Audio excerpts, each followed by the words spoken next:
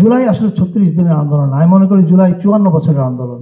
দেশ স্বাধীন হয়েছিল ঠিকই, মাঝে কিছু সময় হয়তো 2-4 বছর, 5-6 বছর বা 7-8 বছর আমরা মোটামুটি ইন্ডিপেন্ডেন্টলি ফাংশন করতে পেরেছি, বাট বেশিরভাগ সময় আমরা ইন্ডিপেন্ডেন্টলি ফাংশন করতে পারিনি। এটা আমি ডিটেল যাচ্ছি না, আমরা প্রত্যেকেই জানি কেন পারিনি, কিভাবে আমাদের নির্বাচন বাইরে থেকে নিয়ন্ত্রণ হতো, কিভাবে আমাদের দেশে গুম হয়ে যাওয়া সালাউদ্দিন ইন্ডিয়ায় পাওয়া যায়, সুখরঞ্জন মালী বাংলাদেশ থেকে গায়েব হয়ে যায়, তাকে কি আবার ইন্ডিয়াতে পাওয়া যায়। So you all know the details, এই ডিটেলে আমি যাচ্ছি না।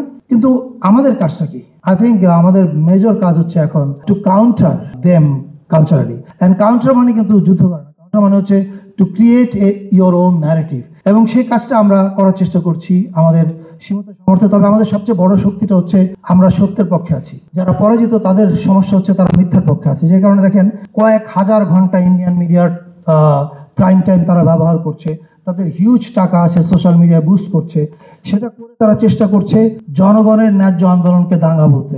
ওয়ালটন এখন দেশের সীমানা পেরিয়ে পৌঁছে গিয়েছে 50টিরও বেশি দেশে। ওয়ালটন, ঘরে ঘরে, বিশ্বজুড়ে। আমি শিওর ইউ হ্যাভ সিন যে ওদের ন্যারেটিভ তারা কি বিল্ড করার চেষ্টা করছে, কিন্তু এই ন্যারেটিভ তৈরি হওয়ার কোনো সুযোগ নাই, কারণ সত্য আমাদের চোখের সামনে ঘটেছে। এখন যেই সত্য চোখের সামনে ঘটেছে, এটা কেন তাহলে আবার আমাদেরকে ন্যারেটিভ বিল্ড করতে হবে?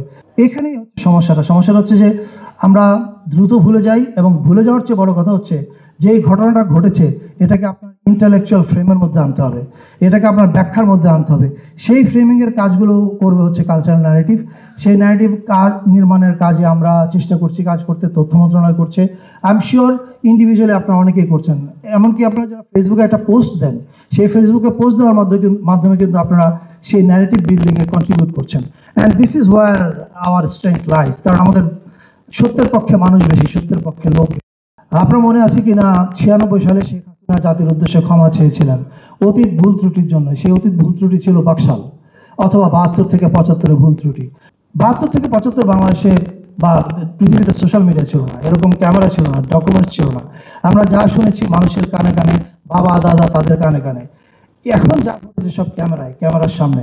ফলে এইসব তথ্যের যে পাহাড়, সত্যের যে বিশাল উচ্চতা, এটা ডিঙিয়ে ফ্যাসিবাদ ফিরে আসবে এরকম কোনো আশঙ্কা আমার নাই।